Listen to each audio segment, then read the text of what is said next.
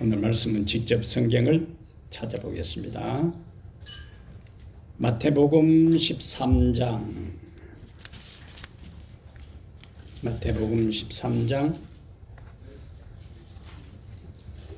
7절과 22절 보겠습니다.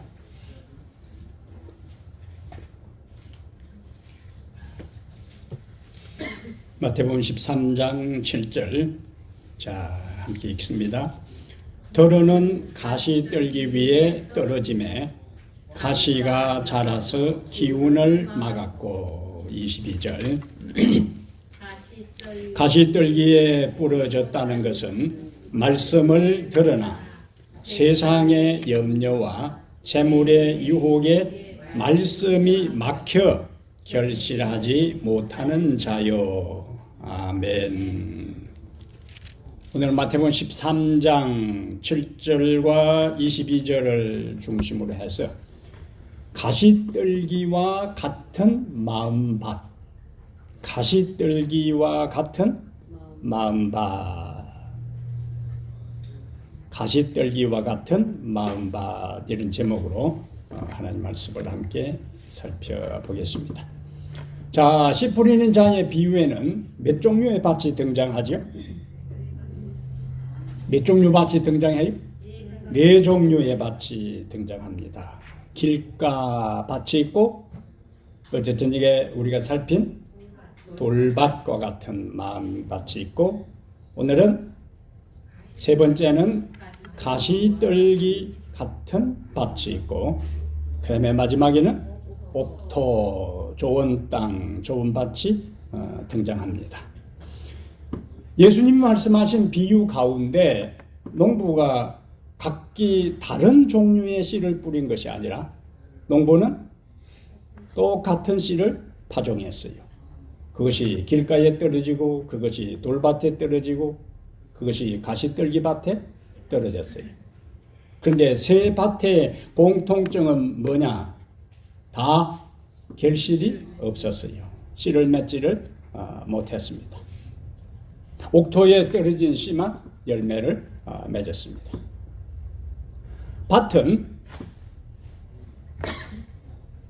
밭은 우리의 마음을 상징하는 거예요. 밭은 우리의 마음을 상징. 그럼 씨는 뭘 상징할까요?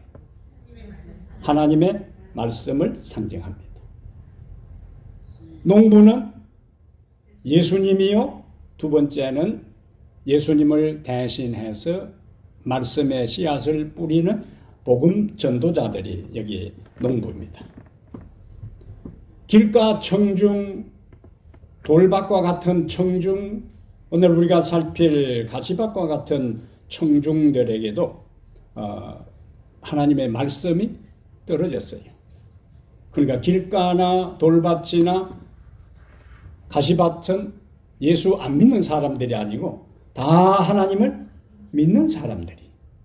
왜냐하면 여기 예수님께서 비유로 말씀하실 때에 길가 청중도 말씀을 들었어요. 돌밭 청중도 말씀을 듣고 기쁨으로 그것을 받아들였습니다. 오늘 우리가 살필 가시밭에도 여기 13장 22절에 보면은 13, 22절에 가시떨기에 뿌려졌다는 것은 그다음에 뭐로 연결돼요? 말씀을 들으나. 그러니까 가시밭에 있는 가시밭과 같은 청중도 결국 뭐 한 거예요? 말씀을 들었어요. 그러면은 말씀을 뿌리는 사람도 똑같고 하나님의 말씀의 씨앗도 똑같고, 그런데 어떤 사람 말씀을 다 들었는데 어떤 사람은 열매가 있고 어떤 사람은 열매가 없다. 그럼 무엇이 그와 같은 차이를 가져왔습니까? 뿌리는 사람도 똑같고 씨앗도 똑같아. 근데 옥토는 열매를 맺었고 나머지 세 종류의 밭은 열매가 없었어요. 무엇의 차이입니까? 밭이 어떤 상태에 따라서 결과가 달라졌다. 동일한 파종하는 사람, 동일한 씨인데 밭의 상태에 따라서 어떤 사람은 열매가 있고 어떤 사람은 열매가 없었다는 거예요. 오늘 우리의 마음밭도 네 종류의 밭 중에 하나일 수가 있습니다. 우리의 마음이 길가일 수도 있고 돌밭일 수도 있고 가시밭일 수도 있고 옥토일 수도 있는데 우리의 마음밭의 상태에 따라서 열매가 맺힐 수도 있고 열매가 맺히지 못할 수도 있다 하는 것을 예수님의 비유 가운데서 찾을 수가 있습니다. 가시떨기와 같은 마음밭에서 예수님 당시에 이 팔레스틴 유대 지역에는 그 야생에서 생존하기 위해서 가시나 또 찔레, 엉겅퀴 이러한 종류들이 일반 농부들이 농사를 짓는 밭 주변에 많이 있었습니다. 농부가 이제 씨를 뿌리다가 어떤 씨앗은 그곳으로 날아가서 떨어질 수가 있어요. 처음에는 잘 자라는데 그 떨어진 곡식알이 처음에는 싹을 틔우고 어느 정도 잘 자라는데 곧 예수님의 말씀을 보니까 뭐라고 표현을 했습니까? 가시의 기운이 막혀서 결실하지 못했다. 가시의 기운이 막혀서 싹을 틔우고 자라다가 가시의 기운이 막혀서 자라지 못하고 열매를 맺지 못하고 결국에 죽었어요. 이제 오늘 우리가 살필 것은 오늘 본문에서 이 곡식의 씨앗이 싹을 틔우고 성장해서 열매를 맺지 못하게 방해하는 가시가 두 가지를 예수님께서 말씀을 하셨어요. 어떻게 하면 그 가시가 무엇이며 그 가시를 어떻게 제거하여 우리가 정상적인 그리스도인 성장과 인격의 열매를 맺을 수 있는가 하는 것을 오늘 함께 살펴보겠습니다. 자, 13장 22절에 예수님께서 이제 가시떨기의 설명을 하면서 가시떨기에 뿌려졌다는 것은 말씀을 들으나 그 다음에 첫 번째 뭐가 나옵니까? 세상의 염려. 세상의 염려가 첫 번째 우리의 믿음의 성장을 가로막는 가시가 되는 거예요. 세상의 염려. 오늘 본문의 가시떨기 청중은 예수를 믿는다고 하는 사람들이 예수를 믿는다고 하는 사람인데도 무엇에서 벗어나지를 못해요? 세상의 염려에서 벗어나지를 못한 사람들이 세상의 염려에서 벗어나지를 못하면은 결국에 어떻게 된다는 거예요? 망하는 거예요. 싹을 틔우지 못하고 믿음에서 이탈되고 마는 겁니다. 근데 우리들 자신들을 가만히 보면은 사실 우리들 한 사람 한 사람은 다 다양한 인생의 근심거리, 걱정거리가 있어요. 걱정 없이 염려 없이 사는 인생은 아무도 없습니다. 부자는 부자대로, 가난한 사람은 가난한 대로, 병든 사람은 병든 대로, 건강한 사람은 건강한 대로, 높은 사람은 높은 대로, 낮은 사람은 낮은 대로 다 무엇이 있다? 인생에 염려와 근심거리가 있습니다. 단지 그 종류가 다르고 정도가 차이가 있을 뿐이요. 누구나 다 염려를 안고 인생을 살아갑니다. 2008년에 한국의 한 기업에서 20세부터 50세까지 한국의 남녀 약 500명을 대상으로 설문조사를 했는데 설문조사에 의하면은 한국 사람들은 하루에 평균 한 10번 정도 웃는데 평균이요. 한 번 웃을 때 8.6초 웃는다 그래야죠. 한 번 웃을 때 웃음이 계속 지속되는 게 아니고 8.6초 정도 웃고 그러면 하루를 계산해 보면은 10번 하다 보면은 하루 웃는 전체 평균 웃음 기간이 90초 정도 웃고 이에 반해 걱정하고 근심하는 것은 얼마인가? 여자들이 더 많아요. 여성은 하루에 3시간 30분, 남자는 2시간 30분. 그래서 평균적으로 하루 약 3시간 정도, 90초 웃고 나머지는 3시간 정도는 뭐 한다고요? 염려하고 근심하는 삶을 산다 하는 것이 통계로 나타났습니다. 그럼 우리가 던질 질문은 왜 인생이 삶의 현실에서 살아가면서 걱정거리는 많이 있지만은 왜 이렇게 웃는 시간보다 걱정하는 시간이 이렇게 많을까? 그 근본적인 원인은 성경에서 보면 하나님께 자신의 모든 인생의 문제를 다 맡기지 않기 때문에 사람은 뭐 하면서 살아간다고요? 염려하고 살아가는 거예요. 이러한 우리의 마음을 너무나 예수님께서 정확하게 아시고 염려가 많아 염려하며 살아가는 우리를 향해 예수님이 하신 말씀이 있습니다. 예수님께서 마태복음 6장 27절에 너희 중에 누가 염려함으로 그 다음에 어떻게 연결될까요? 그 키를 얼마나 한 자나 더 할 수 있느냐 하는 거 보니까 염려한다고 키가 한 자나 더 늘어날 수는 없다. 그럼 예수님이 이 말씀을 하신 의미가 무엇일까요? 염려하고 걱정한다고 인생 문제가 해결되는 것은 아니다. 오히려 염려하면은 그 염려하는 그것을 통하여 마음은 불안하고 심령의 평강은 사라지고 삶은 더 힘들어지는 겁니다. 그래서 다른 사람은 행복하게 사는 것처럼 보이고 다른 사람은 여유 있게 즐겁게 사는 것처럼 보이는데 내 인생만 이렇게 힘들어 하루하루 사는 것 같은 생각들이 자꾸 생기게 되는 거예요. 염려할 때에.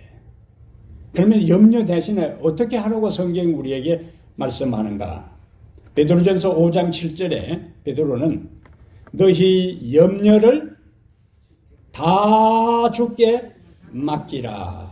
이는 그가 너희를 돌보심이라. 너희 염려를 몇 개 골라가지고 나머지는 내가 염려하고 다 맡기기는 예수님도 이 세상에 있는 모든 사람들의 염려를 다 맡기면 힘들 테니까 몇 개는 내가 염려하고 나머지는 맡겨야겠다. 그게 아니고 너희 염려를 다 주께 맡기라. 이렇게 맡길 수 있는 이유가 뭐냐? 그가 너희를 돌보심이라.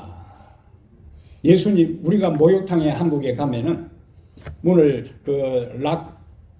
열면 안에 맡긴 물건만 주인이 책임을 집니다. 그래가지고 상법 몇 조 일어났어요. 이제. 기중품이나 돈을 거기 카운터에 안 맡긴 상태에서 잃어버린 것에 대해서는 뭐 하지 않는다고? 책임지지 않는다고요. 맡긴 물건에 대해서만 책임진다지 맡기지 않은 것은 책임지지 않는다는 거예요. 예수님께서 너희 염려를 다 주께 맡겨버리라고 했을 때에 맡긴 인생의 문제에 대해서는 그분이 뭐 하신다? 책임지시는 거예요. 그런데 안 맡긴 것에 대해서는 예수님이 책임 안 지시겠다는 거예요. 다 맡기라는 거예요. 다. 그러면서 엘렌 G 화이트는 그리스도인의 마음과 품성과 인격이라는 책 466페이지에서 여기 중요한 말씀을 하셨어요. 우리를 죽이는 것은 일이 아니라 염려이다. 우리를 죽이는 것이 일을 너무 힘들게 해서가 아니라 뭐요? 염려다. 그럼 어떻게 해야 되는가? 염려를 피하는 유일한 길은 여러 길이 있는 것이 아니고 염려를 피하는 유일한 길은 모든 어려움을 그리스도께로 가져가는 것이다. 아멘. 유일한 길은 염려를 피하는 유일한 길은 염려에서 벗어나는 유일한 길은 염려에서 자유를 얻는 유일한 길은 우리의 모든 어려움을 그리스도께로 가져가는 것이다. 그러면서 이제 연이어 어두운 측면을 보지 않도록 하자. 인생의 어두운 측면을 보지 않도록 하자. 엘렌 G 화이트의 계시 중에 세상의 모든 짐은 다 자기가 지고 있는 것처럼 염려하고 근심하는 부인을 환상 중에 만납니다. 이 부인하고 이제 정원을 산책을 하는데 장미에 꽃이 피어요. 그럼 뭘 봐야 되는 거예요? 꽃을 봐야 되는. 이 부인은 이 아름다운 꽃 속에 하필 가시가 있구나 이렇게 하는 거예요. 그 다음에 여기 많이 있는 블랙베리 밭을 지나가는데 이 가시 속에도 이렇게 맛있는 블랙베리가 새까맣게 익어가는구나 하고 따먹는 것이 아니고 이 블랙베리에 하필이면 가시가 많구나 그렇게 이야기해요. 엘렌 G. 화이트가 그 여인을 산책을 한 다음에 이야기를 합니다. 자매여, 장미에서 가시를 보지 말고 뭘 보라고요? 꽃을 보고. 블랙베리에서 열매 대신에 가시를 보지 말고 이런 가시 속에서도 이렇게 맛있는 블랙베리가 열려서 너무 감사하다. 이런 마음을 가지라는 거예요. 개개인의 삶에 있어서도 한 개인의 삶에 있어서도 우리의 삶의 한 면에 있어서는 어두운 면이 있고 한 면에서는 밝은 면이 있어요. 한 개인의 인격에 있어서도 예수님 외에 이 세상에 완벽하고 완전한 사람 아무도 없습니다. 근데 인간은 본성적으로 죄성을 가지고 있기 때문에 아름다운 것보다 추한 것에 관심이 가고 소문도 좋은 소문은 몇 사람 지나가다가 끝나버리는데 부정적이고 안 좋은 소문은 계속적으로 확장되고 확대되어서 전개되어 나갑니다. 인터넷에서 어떤 좋은 사람의 선행한 일과 아름다운 일에 대해서는 조금 조회하다가 끝납니다. 그런데 어떤 사람의 안 좋은 것과 부정적인 이야기는 삽시간의 조회수가 수천 배 수만 배로 올라가요. 왜 관심이 있는가? 인간이 본성적으로 죄 쪽으로 기울지게 해요. 기본적인 심성과 마음이 그렇게 되어 있다고. 그러면 내가 무엇에 관심이 있는가? 그것은 내 마음의 밭이 지금 어떤 상태에 있는가 하는 것을 단적으로 보여주는 거예요. 여기에서 엘렌 G. 화이트가 강조하는 것은 어두운 측면을 보지 않도록 하자. 어두운 면에서 돌려야 돼요. 밝은 쪽으로, 긍정적인 쪽으로, 좋은 점으로. 다른 사람에 대해서도 안 좋은 점을 자꾸 끄집어내기보다 좋은 점에 대해서 그래도 그 사람에게 그런 장점이 있어 이래야 되는 거지. 장점을 안 보고 그 사람이 그럴 수가 있어 이렇게 되면은 힘들어지는 거예요. 삶 자체가. 그래서 염려하고 근심하는 대신에 그 염려를 그리스도께 가져가라.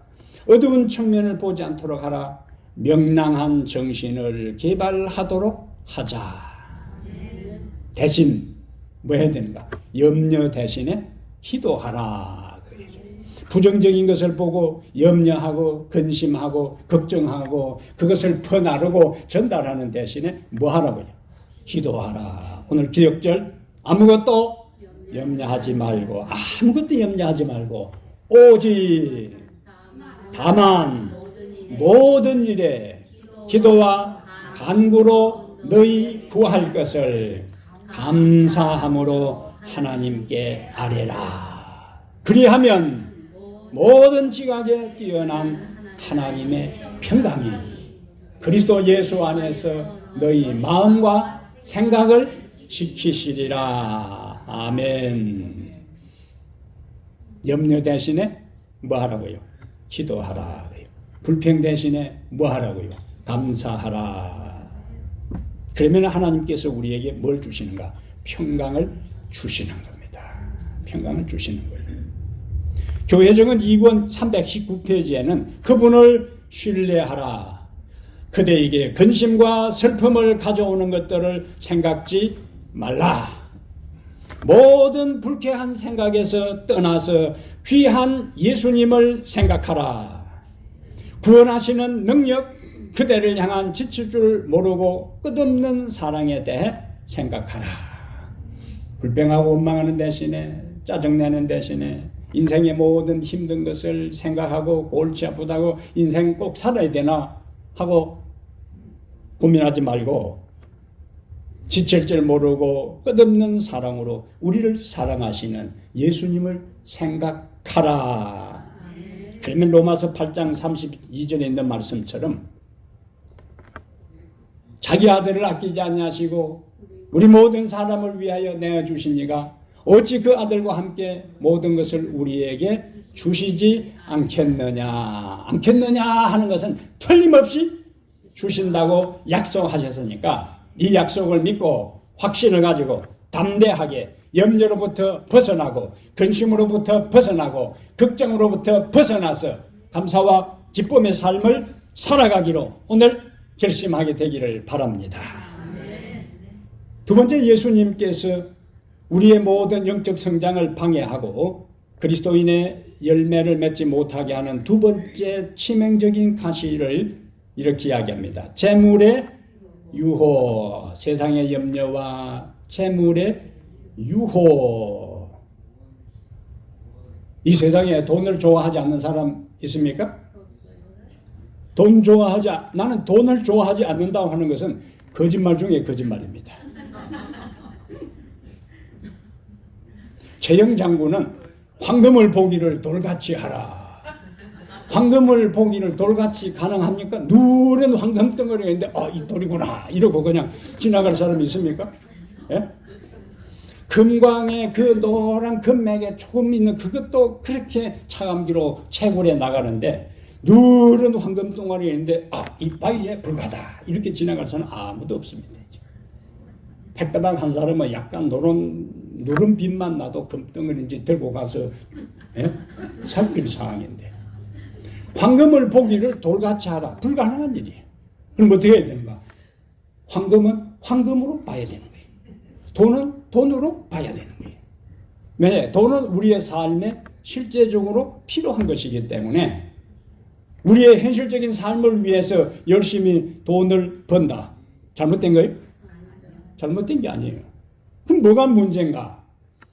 돈을 우리의 삶에 필요한 물질을 추구하는 그 자체는 잘못된 게 아닌데 너무 몰두하는 거, 너무 집착하는 거, 너무 빠지는 거, 너무 매달리는 거 이러한 것이 그리스도인의 삶의 성장을 방해하는 결정적인 요소가 되는 거예요. 그래서 예수님께서 바울을 통해서 이렇게 경고합니다. 디모데전서 6장 10절에 돈이 일만하게 뿌리가 된다. 돈을 사랑함이 일만하게 뿌리가 된다. 둘 다 맞아요? 하나는 틀려요? 둘 다 맞아요? 돈이 일만하게 뿌리가 된다. 돈을 사랑함이 일만하게 뿌리가 된다. 디모데전서 6장 10절에 돈을 사랑함이 일만하게 뿌리가 되나니. 그 다음 단계가 이것을 탐내는 자들은 미혹을 받아 믿음에서 떠나 많은 근심으로서 자기를 찔렀도다. 그러니까 탐욕에서 벗어나지 못하는 사람은 결국 어떻게 된다는 거예요? 믿음에서 떠난다는 거예요. 탐욕을 극복하지 못한 사람은 결국에서 믿음을 떠납니다. 믿음을 떠난 상태에 행복하고 자유롭게 사는 것이 아니라 많은 근심으로서 자기를 찔렀도다. 이것을 현대인의 성경에서는 어떻게 번역했는가?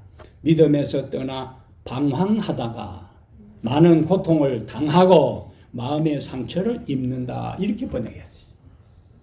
하나님을 사랑하는 것보다 돈을 사랑하고 탐욕의 노예가 돼서 사는 사람은 믿음 안에 머물지 못하고 마침내 떠나는데 떠나는 그것으로 그의 인생이 다 끝난 것이 아니고 방황하다가 많은 고통을 당하고 많은 상처를 받는다 하는 것이 바울의 우리에게 주시는 견면이 되는 겁니다.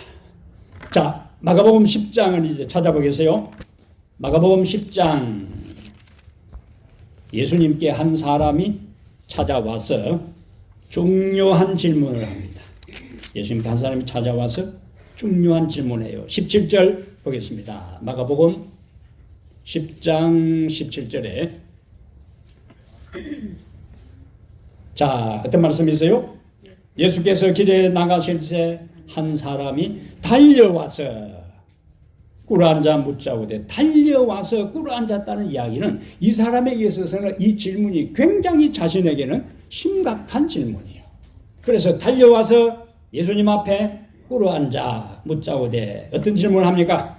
선한 선생님이여, 그 다음에 내가 무엇을 하여야 영생을 얻으리까? 내가 무엇을 하여 영생을 얻으리까? 굉장히 중요한 질문이에요. 무엇을 하여 영생을 얻으리까? 그러니까 이 사람이 달려와서 무릎을 꿇고 예수님께 질문을 하고 해답을 얻으려고 할 때 예수님께서 계명을 지키라. 예수님께서는 무엇을 하여 영생을 얻으리까? 예수님의 답변은 계명을 지켜라. 20절. 그가 여짜오되 선생님이여 이것은 내가 어려서부터 다 지켰습니다. 다시 이어집니다. 21절. 예수께서 그를 보시고 그 다음 표현이 중요한 거예요. 사랑하사 이르시되. 자, 예수님께서 이 말씀을 하신 것은 그를 뭐 했기 때문에? 사랑했기 때문에 정확하게 그 사람의 피로를 깨우쳐 주는 거예요. 어떤 마음으로? 사랑하는 마음으로. 그것만 하면은 이 근본 질문이 해결되기 때문에. 자, 내게 아직도 뭐라고 했습니까? 한 가지 부족한 것이 있으니 그 한 가지가 뭐냐? 가서 내게 있는 것을 다 팔아. 그 다음에 가난한 자들에게 주라.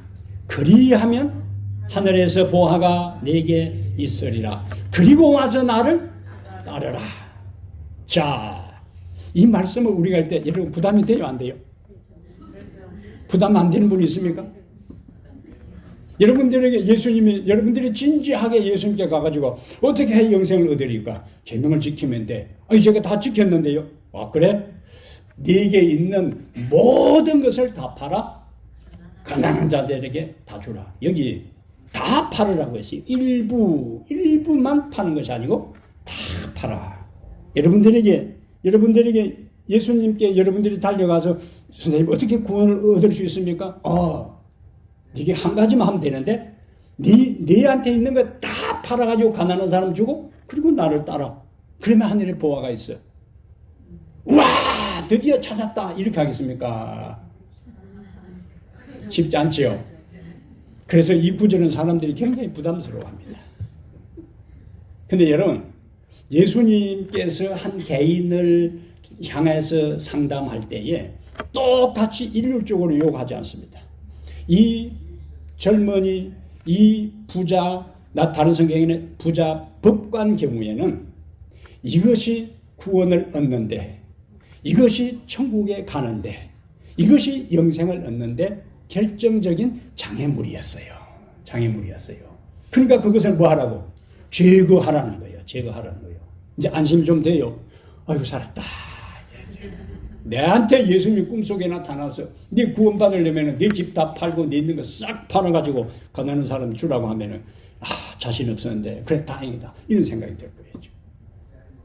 개인에게 있어서 어떤 사람이 물질이 하나님을 따르고 구원을 얻는데 방해가 되고 장애가 된다면 예수님은 그것을 포기하라는 거예요. 어떤 사람은 그것이 명예일 수도 있고 어떤 사람은 그것이 취미일 수도 있고 어떤 사람은 그것이 권력일 수도 있어요. 그것이 예수님보다 더 앞서고 관심을 가지면 어떤 때는 자녀일 수도 있어요. 어떤 때는 배우자일 수도 있어요. 하나님에 대한 모든 것보다 다른 것을 더 중요하게 여길 때는 하나님께서 그것보다 나를 따르고 선택하라고 이야기를 하는 겁니다. 이 사람에게 있어서는 무엇이? 물질이 가장 결정적인 요소였기 때문에 그것을 포기하라는 거예요. 그런데 자, 그런 이야기를 듣고 22절 어떻게 반응을 하는가? 할렐루야! 이렇게 한 것이 아니고 그 사람은 재물이 많은 거로 돈이 별로 없었으면 큰 시험거리가 안 돼요. 예? 전셋집에 사는 사람이나 월세 사는 사람이나 또 뭐 한 500피트 되는 집에 사는 곧 허물어질 것 같은 집인데 딱 팔으려 하면은 크게 주저할 것도 없어요. 근데 그 사람은 뭐라고? 재물이 많은 거로 이 말씀으로 인하여 슬픈 기색을 띠고 근심하고 가니라. 예수님의 말씀, 하나님의 말씀이라고 항상 우리에게 기쁨을 유발시키고 항상 감격하게 만들고 항상 뛰어 춤추게 만드는 것이 아닙니다. 예수님이 하신 말씀인데도 이 청년은 뭐예요? 슬픈 기색을 띠고 근심하며 가니라 한 이야기는 예수님을 떠났다 그 말입니다. 이 사람에게 있어서 영생, 하나님의 생명, 하나님의 은혜에서 자라게 하는 데 있어서 결정적인 장애물이 뭐냐? 재물이 그 사람의 영적 기운을 막아버리고 포기하고 그 다음에 주님을 떠나게 만든 것입니다. 그래서 예수님은 누가복음 12장 15절에서 삶과 모든 탐심을 물리치라. 사람의 생명이 그 소유에 넉넉한 데 있지 아니하리라. 이 사람은 하늘의 보화와 영생보다 뭘 선택했어요? 재물을 선택했어요. 재물을 선택하다 보니까 예수님을 그 상태에서는 계속 따를 수가 없는 겁니다. 왜? 예수님의 조건이 그것을 다 팔아 가난한 자들에게 주고 그리고 와서 나를 따르라고 했는데 그걸 포기할 수가 없으니까 예수님을 따를 수가 없는 겁니다. 둘 중에 하나요. 신앙에 있어서 하나님을 따르고 하나님을 섬기는데 방해되는 것을 포기하고 하나님을 따르든지 그것을 포기하지 못하는 사람은 하나님을 떠나는 겁니다. 회색지대, 중간지대는 없어요. 그래서 예수님은 마태복음 6장 24절에 한 사람이 두 주인을 섬기지 못할 것이라고요. 한 사람이 두 주인을 섬기지 못할 것이다. 혹 이를 미워하고 혹 저를 사랑하고 혹 이를 중히 여기고 혹 다른 것을 가볍게 여깁니다. 그러면서 연달아 예수님께서 두 주인이 뭐라고 예를 들었냐면은 너희가 하나님과 재물을 겸하여 섬기지 못하느니라. 그러니까 재물이 어느하고 뭐하고 수준을 올리는 거예요? 하나님하고 재물하고 현대인들의 심성뿐만 아니라 예수님 당시에도 하나님의 위치하고 돈의 위치가 비까비까 했어요. 그래서 저울질을 하다가 하나님을 결단하고 따르는 사람이 있고 어떤 사람은 저울질을 하고 비교하다가 하나님을 포기하고 재물을 선택하는 사람이 있었던 거예요. 왜? 둘 동시에 섬길 수는 없다. 신앙과 그래서 예수님의 비유 가운데 돈에 대한 비유가 굉장히 많습니다. 돈에 대한 비유가 굉장히 많아요. 그만큼 돈은 인간 삶과 직결되어 있고 그만큼 돈의 문제를 제대로 핸들하지 못하면 구원과 연결되기 때문에 예수님께서 여러 비유를 통해서 물질과 돈에 대한 말씀들을 하신 거예요. 그 사람의 진짜 신앙의 깊이와 신앙의 모습은 물질에 그가 어떤 상태, 돈의 어떤 가치관을 가지고 있느냐 하는 것은 그 사람의 진짜 신앙의 모습을 보여주고 드러내는 것이 될 수가 있어요.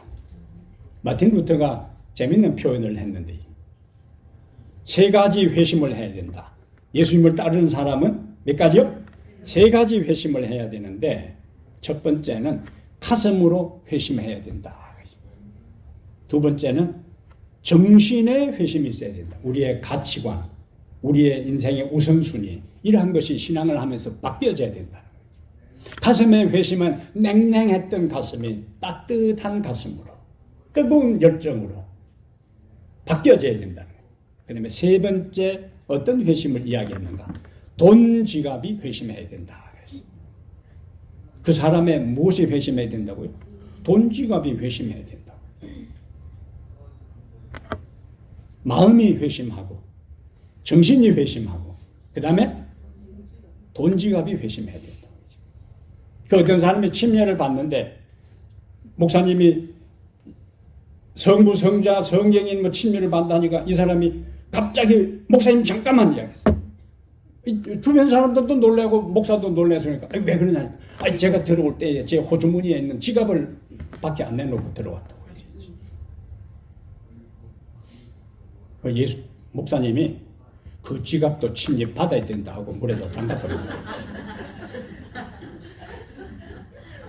니만 침례 받아서는 안 되고 지갑도 침례 받아야 된다 물에 담가버렸다.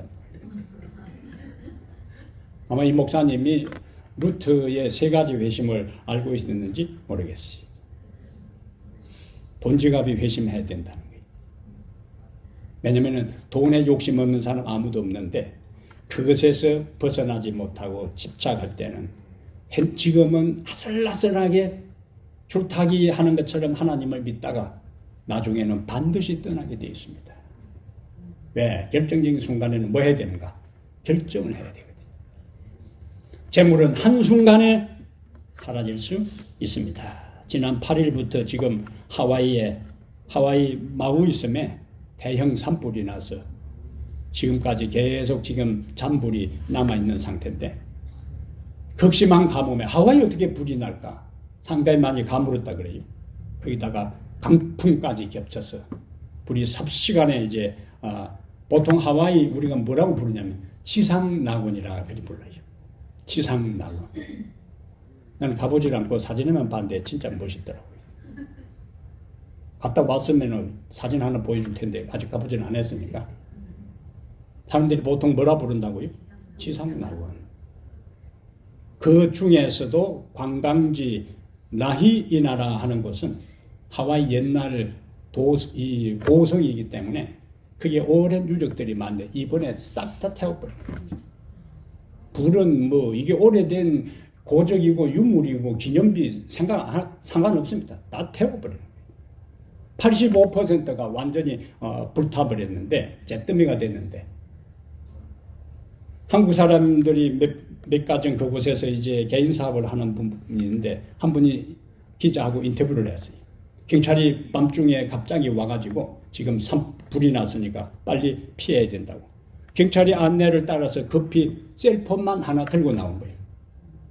옷 갈아입을 것도 아니고 그냥 뭐 자기 집은 저 불난데 하고는 상당한 거리가 멀리 떨어지기 때문에 경찰에 따라서 셀폰 하나만 들고 나왔는데 그 집에까지 불이 붙어가지고는 완전히 태워버린 거예요.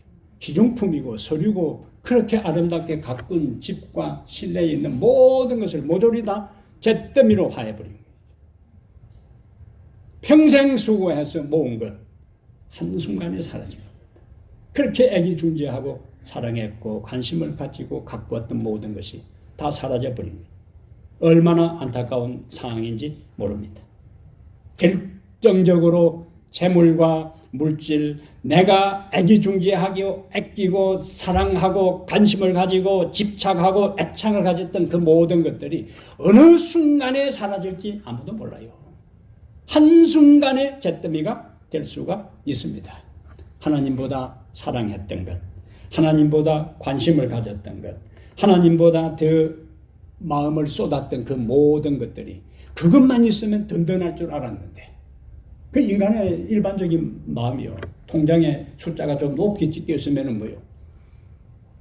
걱정 많이 안 하잖아요. 근데 그게 우리의 궁극적인 보호와 보장이 아니다. 예? 그것이 절대로 우리의 인생을 보장해 주지 않습니다. 우리의 건강을 보장해 주지도 않습니다. 우리의 구원을 보장해 주지도 않습니다. 한순간에 사라질 그러한 것에 대한 관심보다 하나님께 소망을 두고 그분을 의지하며 살기로 다시 한번 결심하게 되기를 바랍니다.